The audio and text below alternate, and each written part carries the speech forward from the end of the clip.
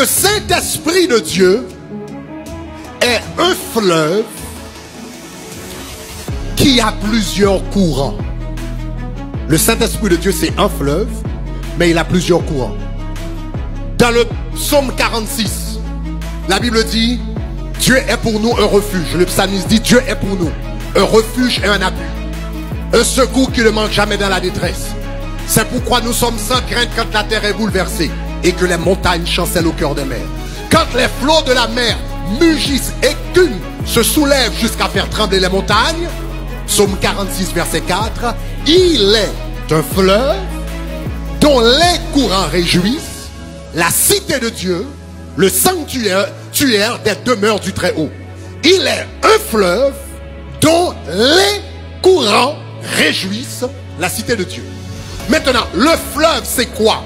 Le fleuve, c'est une image, c'est un symbole du Saint-Esprit.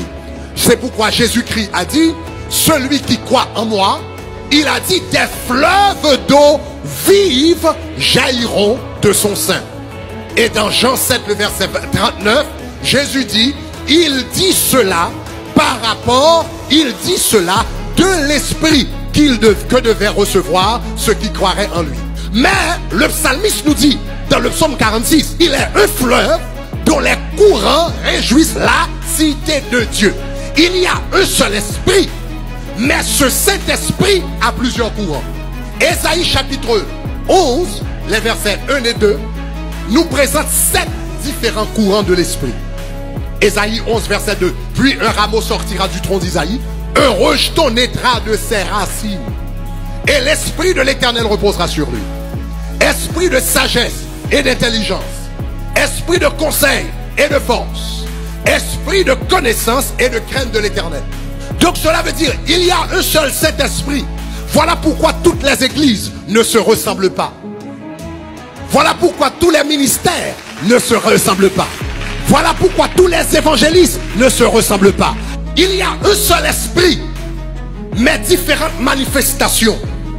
Il y a un seul fleuve, mais plusieurs courants. Et Dieu, lui, Dieu, conformément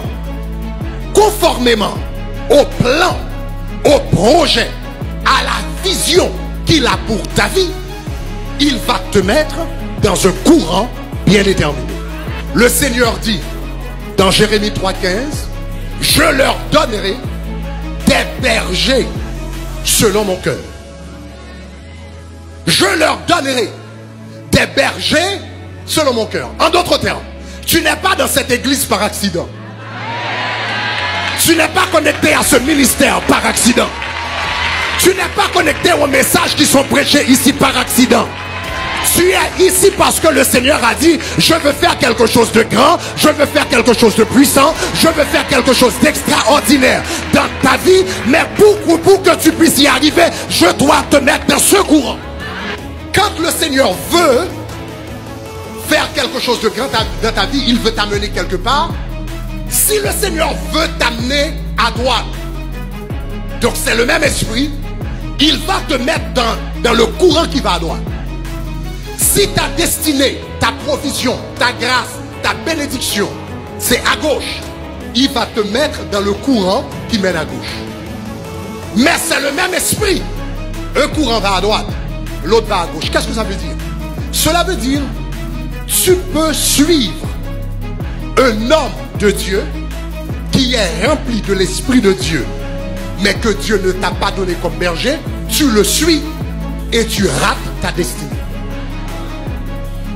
C'est pas parce qu'il est diabolique, c'est pas parce qu'il est démoniaque, c'est pas parce qu'il est hérétique. Il est un homme de Dieu, il prie, il est rempli du Saint-Esprit de Dieu, mais le Seigneur, lui, il sait que ta destinée c'est à droite, donc il va te mettre dans le courant qui va à droite, il va te mettre sous un berger qui va à droite. Mais toi, tu suis quelqu'un d'autre. C'est vrai, c'est un homme de Dieu, c'est vrai, il prêche l'évangile, mais ta destinée n'est pas liée à cette source.